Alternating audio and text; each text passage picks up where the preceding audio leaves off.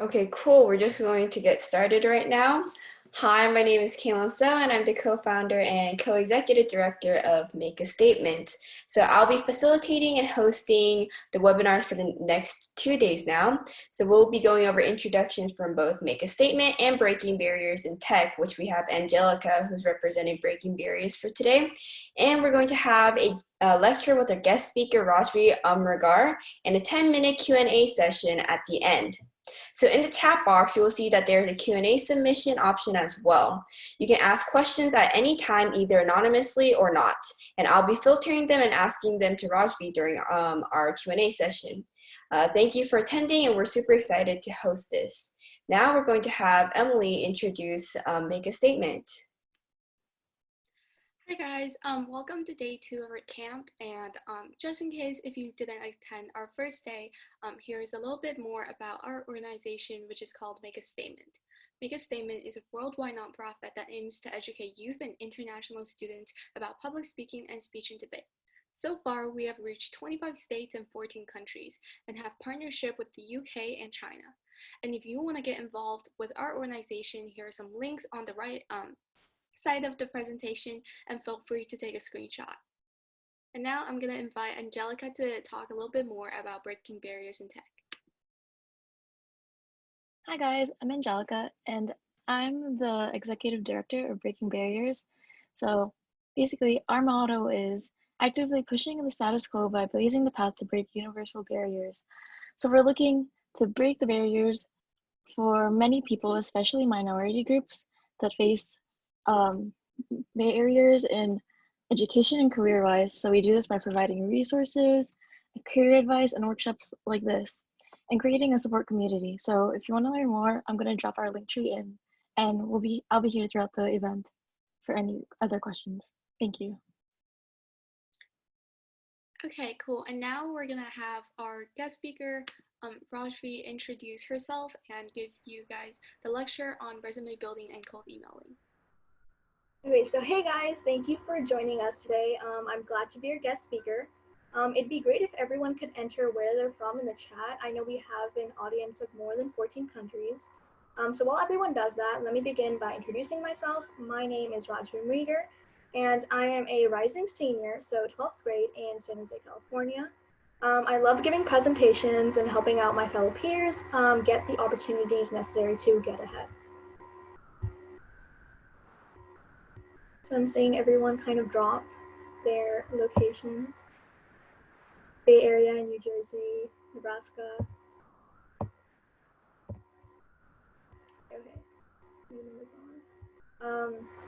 Okay, so and with that, let's get started. So a little bit about myself. I currently have 2 internships, and I'm a bioengineering intern at Stanford University and an economics intern at the London School of Economics. So that's also a prestigious institution and ranked in one of the top 5 universities in the UK. I'm also the co-founder and executive director of Inara, which is a mentoring platform of more than 60 high school and middle school students from all over the Bay Area. Next slide, please. So first up is resume building. So creating your resume is that first step to getting that job, internship, and research opportunity that you always wanted. So what is a resume? A resume is a one-page summary of your work and school experiences, and your employer matches your resume against their openings to evaluate whether you'd be a good fit. So as such, it's important to make your resume a good representation of yourself. Employers don't have a lot of time to look thoroughly over your resume, so that means you have to be judicious about what you want to include. So from choosing the right font to deciding whether or not to include that position, creating a resume in 2020 isn't the easiest feat. Next slide, please. So number 1, decide what type of resume you want. So as far as I know, there are 2 types of resumes. There's chronological and there's functional. Chronological is the more traditional format, and it lists experiences according to the order in which they took place. Functional is a type of resume that lists your experiences according to skill. So this is the format you use if you're changing career direction or you have a lack of direct work experience. So for example, let's say I'm interested in, or all my experiences are for bioengineering, but I'm applying for a position in computer science. So because this displays your skills first, your work experience is not really the main focus. Number two, the header. It should include your name, phone number, and email address. You can also include your mailing address, but leave it out if you plan to post your resume online. Make sure your resume is, or your email address is professional. If your current email address, for example, is coolwithak@gmail.com, it's probably time to set up a new email, such as michelleobama@gmail.com. So first name, last name is like a good suggestion. So number three, write a summary. So in one or two sentences, summarize your work experiences and relevant skills. Keep this strong and simple. Your summary can be used to explain why you're applying for a certain role. And if you don't have a summary, you don't have to include it. That's totally okay, especially if your experience kind of speaks for itself and is relevant to the jobs you're applying for. Number four, list your experiences and skills. So this is for the chronological resume that I mentioned earlier.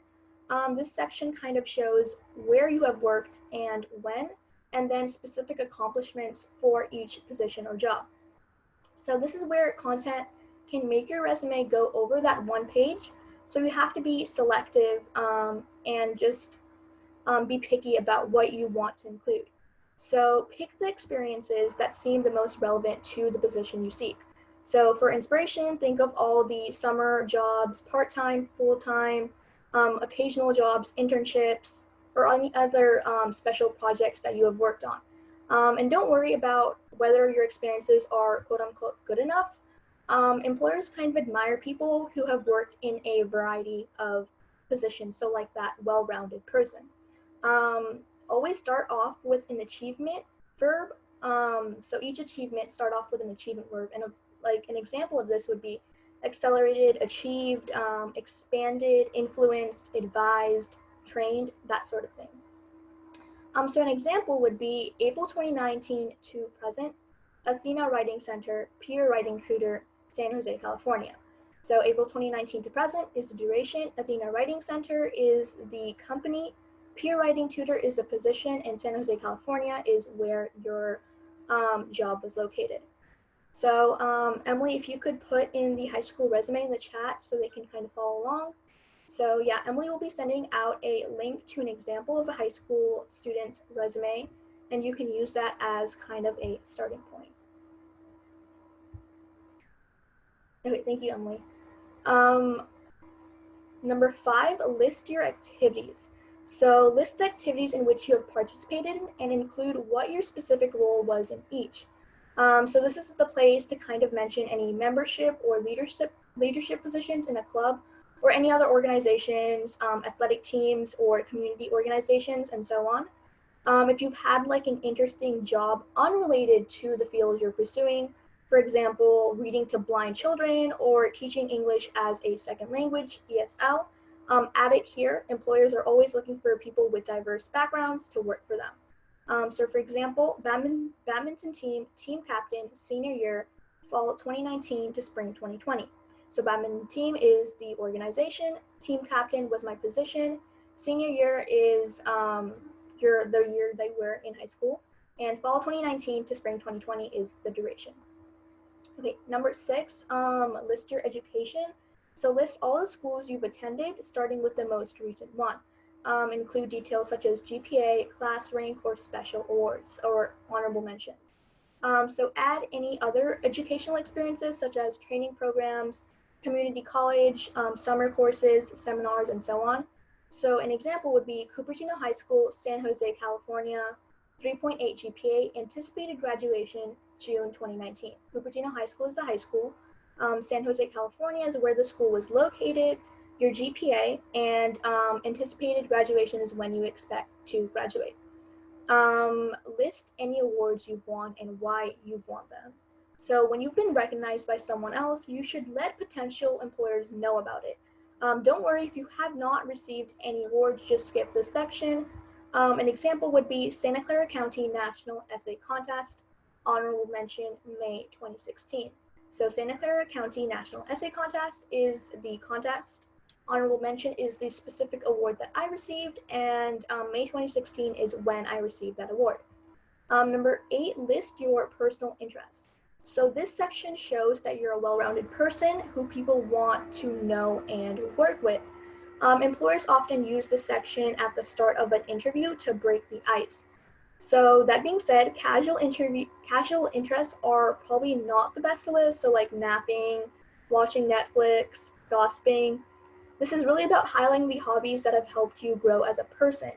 So this resume step is considered optional, and if you feel that you have trouble coming up with interests or you feel your resume is already too long, feel free to leave it off. So for example, ceramics, hiking, reading, badminton, public speaking, something like that. Next slide, please. Okay, so now I'm gonna go into proper resume formatting and design to let you fully understand how critical the looks of your resume are. Let's see what America's leading association of professional resume writers has to say on the subject. So they say, the initial impression must be inviting, attractive, and professional. This determination is, oh, I think that was the previous slide, sorry. Yeah. This determination is usually made within a few seconds before the reader actually engages the words on the page. The general layout and format of the resume should invite the reader into the text. If the resume fails in the first step, chances are the decision maker won't go any further. So here are the crucial kind of design rules all eye-catching resumes need to follow. So number 1, good resume. I think that's the next slide. Yeah. So number 1, good resume format. Use an easy to read typeface, so one that's elegant and formal on one hand, so no Comic Sans, and a modern and stylish on the other, so no Times New Roman. Keep your font size between 10 to 12. And there are many good picks. Some fonts you can consider, and these are my personal favorites, are Cambria and Calibri. Both serif and sans serif look good on resume, so feel free to experiment in this area. Once you choose a font, stick to it on the whole document. Ideally, use the same font when writing a cover letter or resume. Number 2, evenly set margins. Resume margins on all 4 sides should be 1 inch. If you want to fit more into a single page resume, you can take some margin space out, but at least ½ inch has to stay. 3, consistent line spacing. So go for single or 1.15 line spacing on all resume sections, and use a double space specifically before and after each heading and in between entries in your work experience and education sections. Number 4, section headings. So make sure your section headings are slightly bigger than the rest of your text. You can also make them kind of visually stand out by typing in all caps. Number 5, enough white space. So recruiters need some kind of breathing room when reviewing resumes, so jam-packing the contents probably won't make your resume look good. The next one is debatable, but I would recommend no graphics, no photos. So photos, you're looking for a job, not a date. So unless specifically asked for in the job, and it might be the case for certain positions, I would recommend leaving pictures off your resume. I did some research on this, and experts say that it can be used to discriminate. Whether it's deliberate or not, a photo on your resume could result in discrimination in the basis of race, age, and gender, or other factors. Again, your resume is a tool to help you secure a job interview, so don't give a potential employer any reason to ignore your skills and experience by focusing on your appearance. Number 7, ideal resume length. How long should a good-looking resume be? I would recommend going for a single page. Target your resume at a specific job offer and include only the relevant details. Make every word earn its place on the resume. Again, I'll say this again. Make every word earn its place on your resume. But if you feel that you'll omit certain details by trying to make that single page resume, don't force it. I would say that 2-page resumes are okay if you are an experienced candidate. So if you have a lot going on and it's relevant to that position, you can keep it. So how can I stand out? Include key points or keywords from the original job posting. One of the best ways to make your resume stand out is to use the job posting as a guide, or for an internship, see what they're looking for in a student. And experts say this is the first place they look when revamping their resumes. So experts have written like the job description or the internship description with certain words. So when they see a resume with those words on it, those are the resumes that instantly get their attention. So some companies even like conduct a keyword search when sorting through the resumes, which means those terms are even more important to include if you want to secure that interview. It may sound tedious, but but just taking the time to customize your resume for each individual job is a very good tactic to stand out against the rest of the crowd. Number two, reach out to your network. So arranging informational interviews with people you are connected with also can help your resume stand out. So most applications are submitted online, and the volume of resumes that employers must sift through can be overwhelming at times. So establishing a personal connection can help you get noticed. Plus, if you're invited for an official interview, you can bring out what you discussed at the informational one. You can say, hey, I did a lot of research on this organization, and I met with so-and-so, and they shared this with me. So I also highly encourage informational interviews, as they are a great opportunity to learn more about an industry, company, or like the specific role. And I actually have a close friend that has like informational interviews on a quite regular basis. And she highly recommends doing so, as like she learned a lot from the professors that she talked with. So even if you don't get that internship, you have a powerful connection that you just made that can help you out in the future. There also is a significant value in just having someone look over your resume. A second pair of eyes can also bring a very fresh perspective. Next slide, please. So we're going to be moving on to cold emailing now. So what is cold emailing? A cold email is any email that is sent that doesn't have an existing connection to you. So here's a simple way to think about it. If you send someone an email you've never met through a publicly available email address, that's cold emailing. So for example, I go to the Stanford Biology Department's website and I find a research intern or a research assistant's email from there, and then I email them. That's a cold email. So what should a cold email include? Your real name, customized content for the recipient, a specific request, a conversation starter, rather than a request, and to take quick action. So cold emails are also just a one-on-one personal conversation. It's like sending an email to an acquaintance, except the recipient doesn't necessarily know you that well, if at all. Next slide, please. So an effective cold email does 5 things, and I highly recommend these. Number one, tailor the message to the recipient. You need to do your research, but there's like a right way and a wrong way to do that, and I'll go into that later. I've received many cold emails and messages in the past.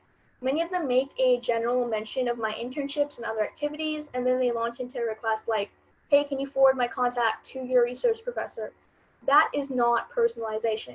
Personalization means that you've thought about who that person is, how they see the world, what interests them, and what they want. You've kind of developed a theory of mind about the recipient. This shows them that you kind of have put the work into understanding them. You also make it clear why you are emailing them as opposed to anyone else. Research shows that people are more motivated to help others when they feel uniquely qualified to do so. Number two, validate yourself. So when we meet a stranger or get an email from one, we want to know who that person is and why they matter to us. So remember, you're the stranger. You've already done a bunch of research on the people you're emailing, but they don't know anything about you. You need to show that you're credible and that they can trust you. So knowing someone in common is the strongest form of social proof you can offer. So if you have any direct connections, mention them. A mutual friend means that you are no longer a stranger. So for my Stanford internship, I got a newsletter in my inbox from an initiative started by Stanford students. In it, I found they were doing a webinar about yeast 2 hybrid, which is like it's related to bioengineering. And I was very excited as I had done research last summer on something similar. So we had an unusual but common interest. Unfortunately, when I asked him if he had any opportunities for me, he said no. But he said he did know about a project going on conducted by his friend. So I reached out to his friend saying, so-and-so forward your contact, and we set up an interview, and I joined the project, and I got my internships. So if you have an authority, credibility, or social status that's kind of relevant to this person and your request, mention it quickly. The more important you are to them, the more likely you are to get that response. If you have no real status, that's fine. Find a commonality. Being part of the same group, especially if it's like a personal group, is a core human attraction. So look for unexpected attractions like hometowns, unusual hobbies. Maybe you graduated from the same school or you're going to the same school. So as Adam Grant in his 6 Ways to Get Me to Email You Back points out, similarities matter most when they are rare. We bond when we share uncommon commonalities, which allow us to feel that we fit in and stand out at the same time. So the point is, you have to find a way to go from stranger to part of the recipient's group. That being said, keep it short, easy, and actionable. By asking for help, you are giving them the chance to feel good about themselves, but you have to make it easy for them. So you probably already know this, but short emails are more likely to be read than long ones. So, and emails that request clear specific action get a much higher response rate. So long-winded, rambling emails, they suck. One of the best ways to keep things short, sweet, and direct are to write it the way that you talk. So if you met a person at an event, you wouldn't just walk up and start pitching to them. You'd introduce yourself, say something nice, connect with them over a shared friend or interest, and then make a request that makes sense. I would recommend reading that email out loud before you send it. If it sounds natural, then it will read well. To make your ask easy and actionable, do as much work for the audience as you can. So let me know when you want to meet up is terrible. This forces someone to exert mental energy to make a decision for both of you. And it puts the burden on them to sort out the details. It's easy, but it's short, but it's not easy or actionable. So compare it with something like, I can meet on Monday or Tuesday between 8 a.m. and 11 a.m. At so-and-so. If this doesn't work, let me know what does and I'll make it happen. That gives them a clear, easy action to take with specific bounded options. There's more to a good ask than just telling people what you want. How you tell them matters a lot more. Be appreciative. So I'm not asking you to go and beg to them. You're asking someone who does not know you for a favor. So by expressing gratitude and some vulnerability, you give them that feeling that they are a good person if they help. So this gets results. Even just saying, thank you so much, I am really grateful to your request, doubles response rates. And tell people it's fine that they are busy. Giving them a way out actually makes them more likely to help you. So all of this may sound obvious, but again, very few people do it. I'd say about half the people who have cold emailed me just expressed no appreciation beyond like a thanks. Finally, do not use a template. If you Google cold email template, you will find tons of them online.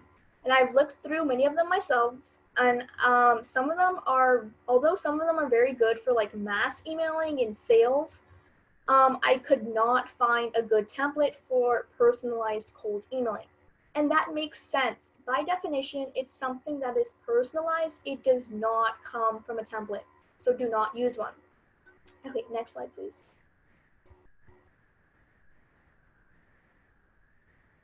Okay, so cold email does 3 things. Oh wait, actually, previous slide, sorry.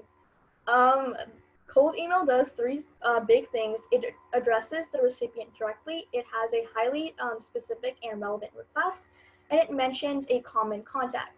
So you're not trying to push a product or get anyone on the conversation or have a conversation for like 2 hours. The real world equivalent of this email would be like saying hi to a friend of a friend you bumped into at like an event or something. It's not pushy, it's not annoying.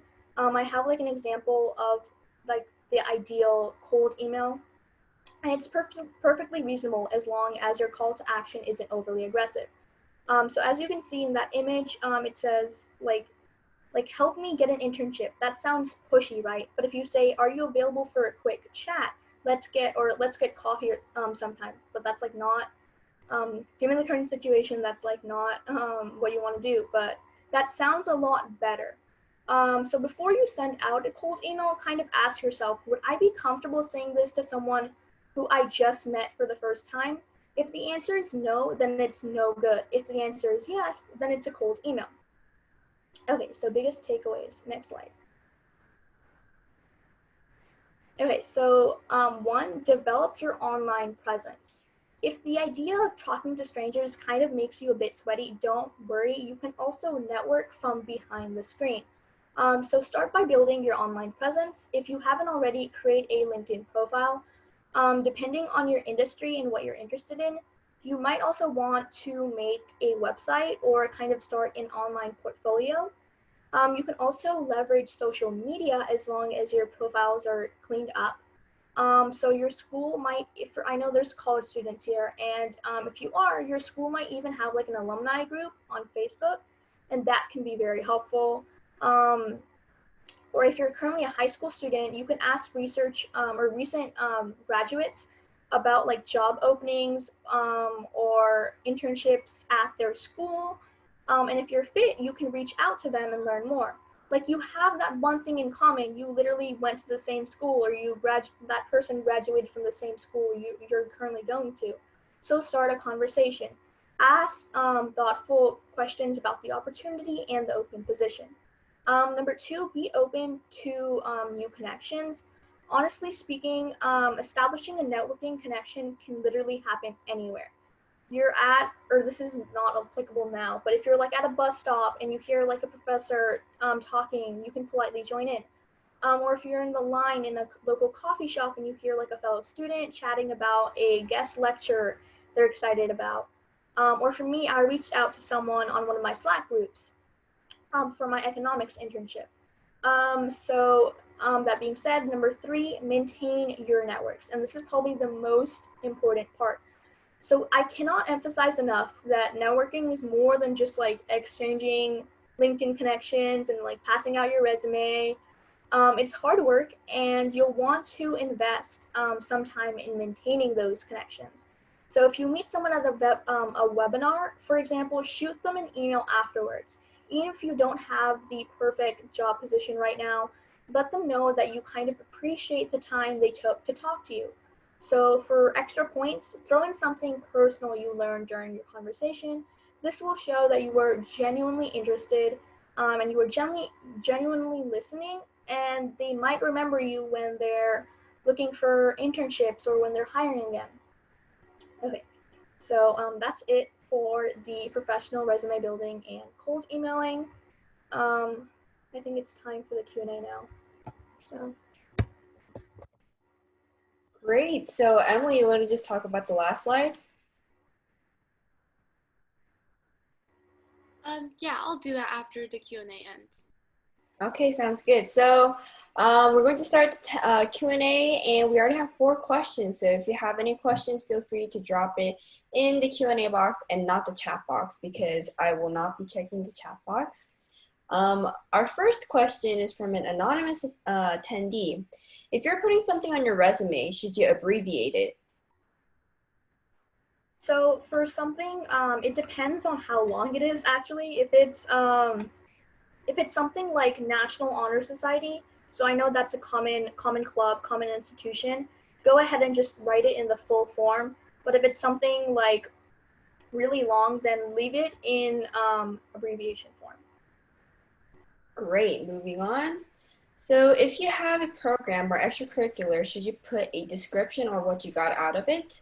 I'm wondering because the employer wouldn't know what it is, but you don't want to put too many words as well.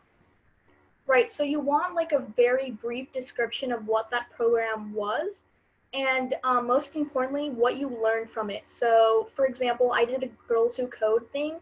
So you want to say, oh yeah, Girls Who Code is a nonprofit organization and kind of build that credibility.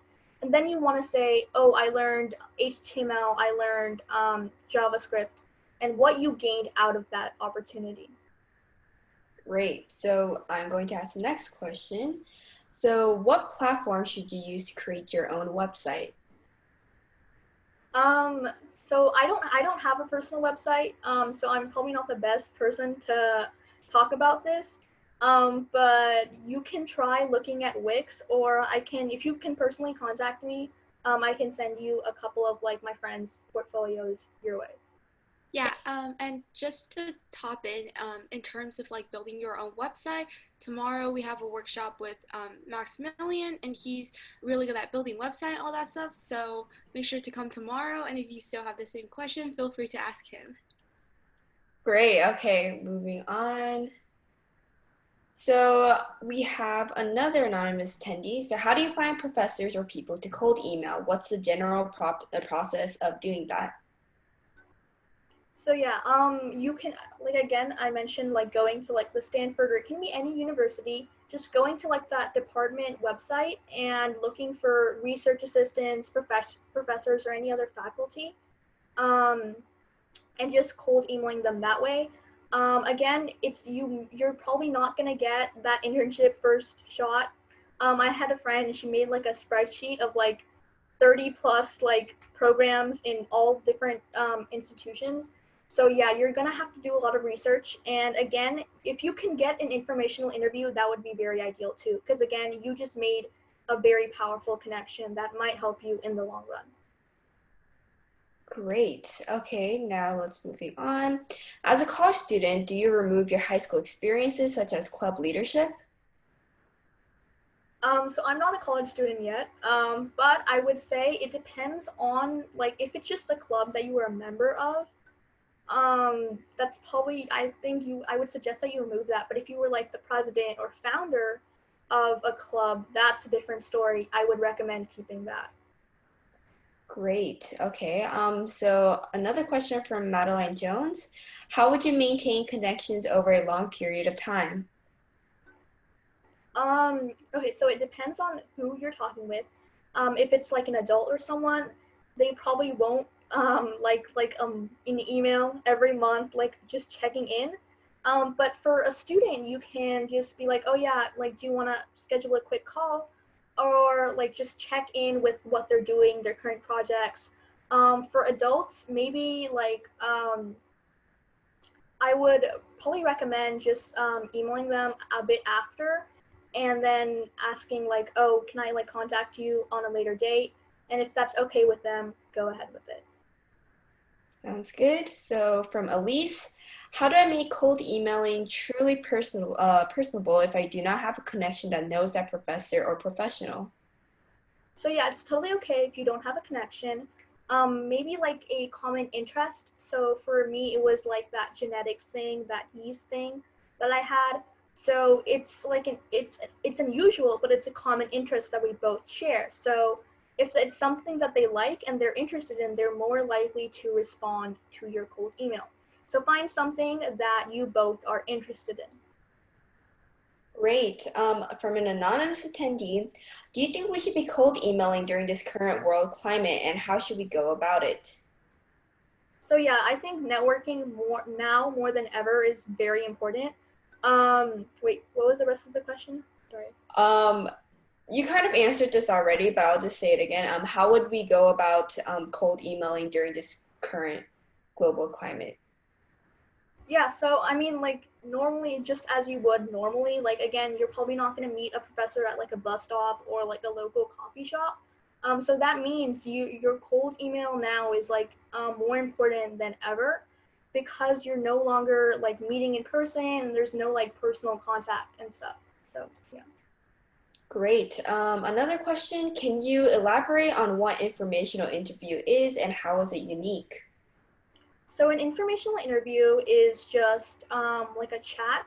It's very casual.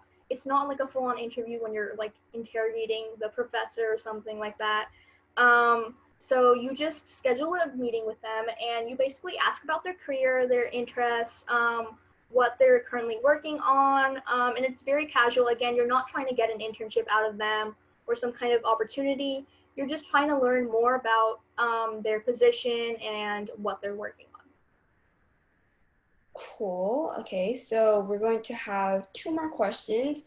One is, do you have any resume template website suggestions? Yeah, so I actually have a template for you guys, and Emily, if you could put that in the chat, you just have to fill it out. All of the proper formatting is already done. So yeah. And I actually got this template from an acquaintance that I found on LinkedIn, and she got interviews from all the good companies like JP Morgan, and she calls it her winning college resume template. So yeah, I would highly recommend using this. Great. Last question now. How do you find internships as a high school student?